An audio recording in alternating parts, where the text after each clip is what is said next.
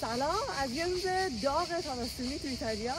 امروز میخوام برم یه پارکی که پرنده ها توش آزادن.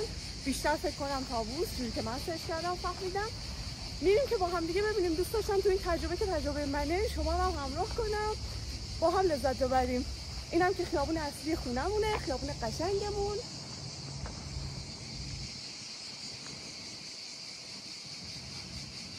خب اومدیم سمت ایستگاه قطار، اتوبوس رو سوار شدیم از دم خونه، اومدیم سمت ایستگاه قطار که یه چند ایستگاه دیگه برسیم به اون مقصدی که میخوایم. خب اینجا باید پلتفرممون رو چک بکنیم که ببینیم با کدوم قطار به مقصدمون میتونیم بریم. چون که الان فصل تابستونه و حسابی تو ایتالیا حتی خود ایتالیا یا سفر میکنن، خیلی تعداد مسافر قطارها زیاده و خیلی از بلیط‌ها تموم میشه. در حقیقت این جمعیتی که الان ایستادن برای قطار مقصدشون توی زمستون خیلی شرایط اینطوری نیست.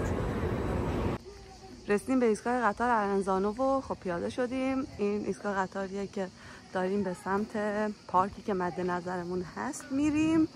خیلی فضای اینجا زیباه، یعنی حقیقتاً شمال ایران خیلی شبیه شهرهای استان لیگوریا توی ایتالیاست. همیشه هم یک کلیساهای زیبایی میتونی تو هر شهر کوچیک اینجا پیدا کنی.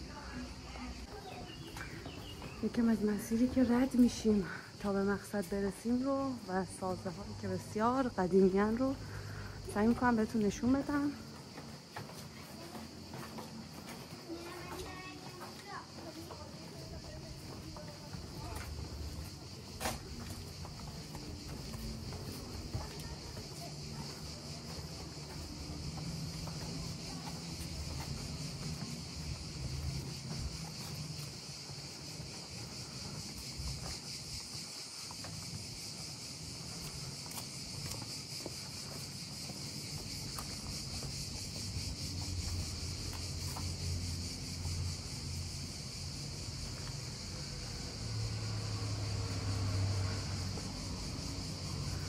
خب قطعاً دریا رو در انتهای مسیر داریم.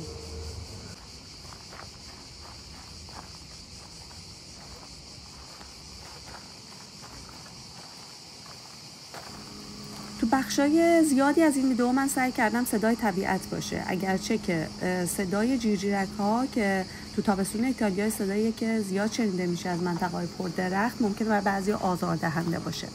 اما خب اگه بخوام یه سری توضیحات کلی راجع به این فضای سبز پارک و این ساختمون بدم، در واقع این ساختمون که در حال حاضر ساختمون شهرداری ارنزانو هست، مرتبط با قرن 19 اسمش ویلا نگروتی کامبیاسو هست که تو سال 1558 ساخته شد. بعدها تو 1880 توسط یه خانواده بازسازی شد.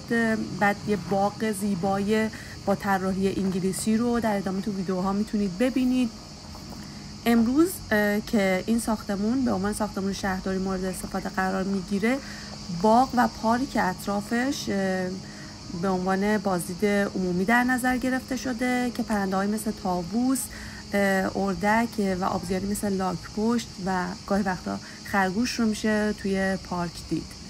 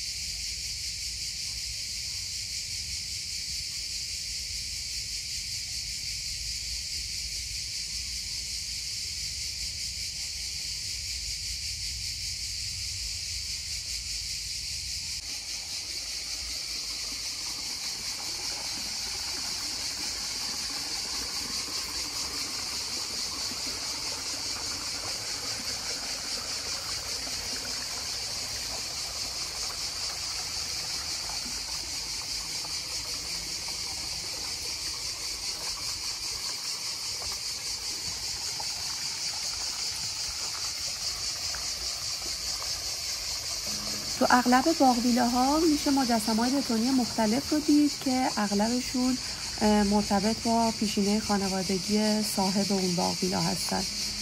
من بیشتر سعی میکنم سکوت کنم تا از صدای آب و تصاویر قشنگی که از طبیعت میشه اینجا داشت شما لذت ببرید.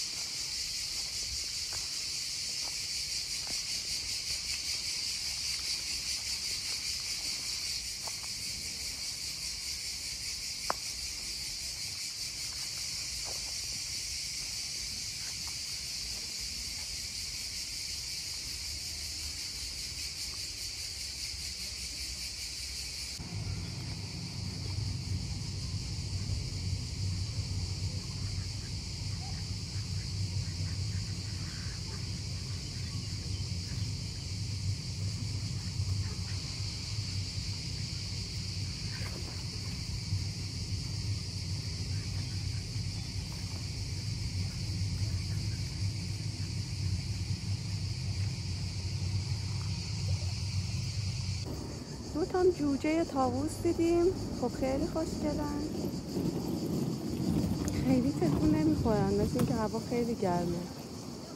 حالا اینم احتمالا میتونه مامانشون باشه.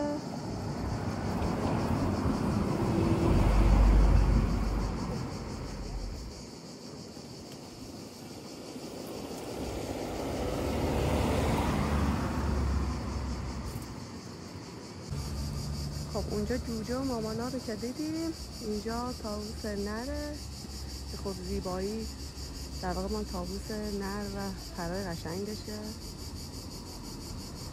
اینقدر فکر میکنم هوا گرمه که اون تعداد زیادی که میبینیم نشستن اونجا احتمالاً از گرماست که فقط آروم یه جای سایه نشستن و لذت میبرن دیگه. اینجا سعی کردم یکم تو سکوت صبر بکنم ببینم این طاووس قشنگ نیتش چی، از اونجایی که فقط خودش تنها رو این سمت سقف ساختمون بود احساس کردم قراره پر بزن و بره. ارتفاع اصلا کم نبود و خیلی برام جالب بود که این ارتفاع رو به هر حال بال زد و رفت. گفتم این صحنه قشنگم بر شما بذارم و اون یادگاری که قشنگی که بر من به جا گذاشت.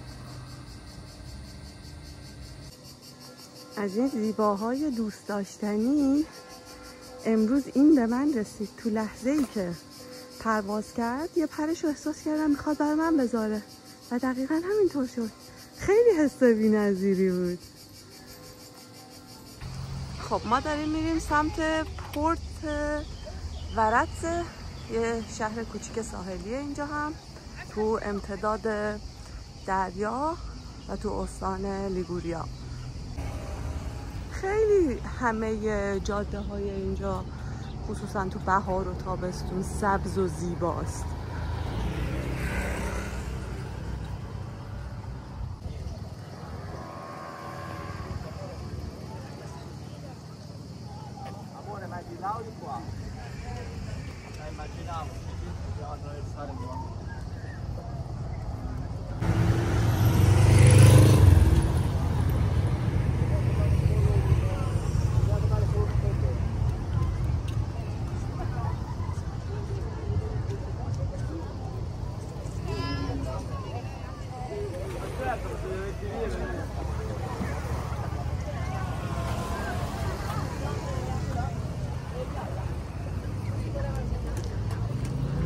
و توی تابستون به معنای واقعی اینجا مردم زندگی میکنن. این گرما انقدر براشون اذیت کننده نیست. اولین کاری که میکنن میان کنار دریا برای شنا و لذت میبرن از تابستونشون، بی نهایت لذت میبرن. حالا اگه هم وضعیت اقتصادی که خوبی داشته باشن مثل قایق‌های اون پرها، از قایق سواری لذت میبرن. تو مسیر تو این خیابون این کاکتوس رو دیدم و گفتم فیلمش رو بگیرم، چون خیلی قشنگ و عظیم بود.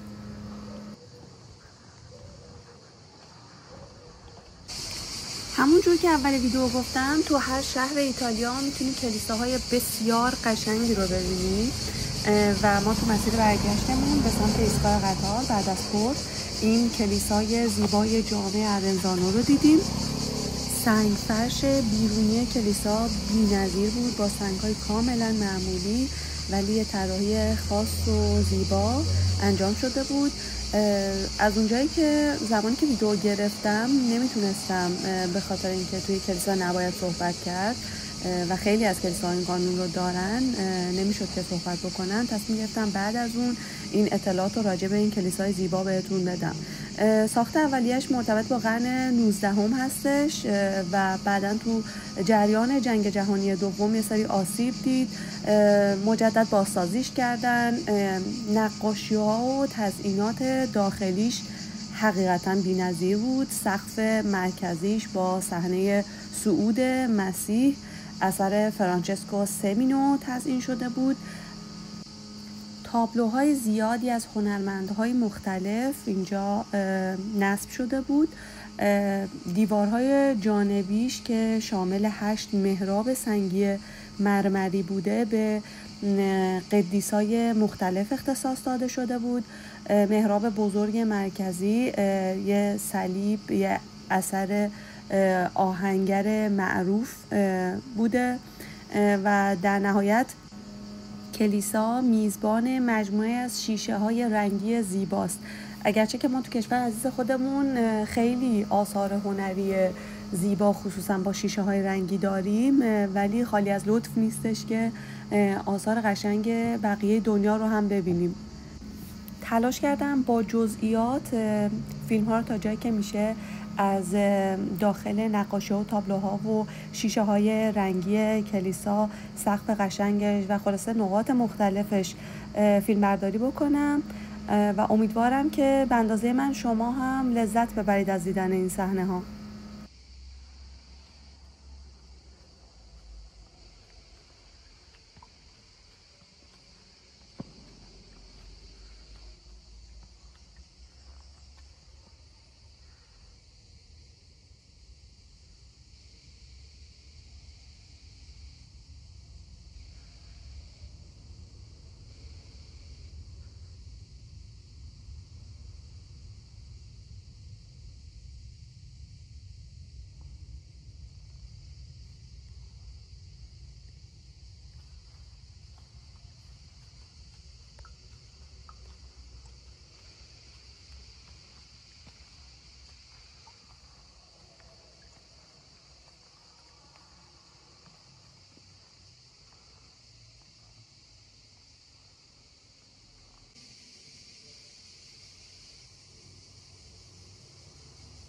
خب ایستگاه قطار ارنزانو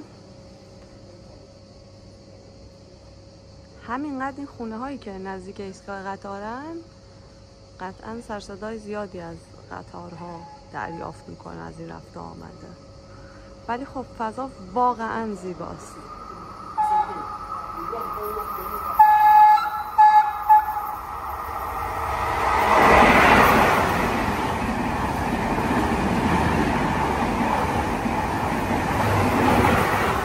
تا ویدیو بعدی، خدا نگهدارتون.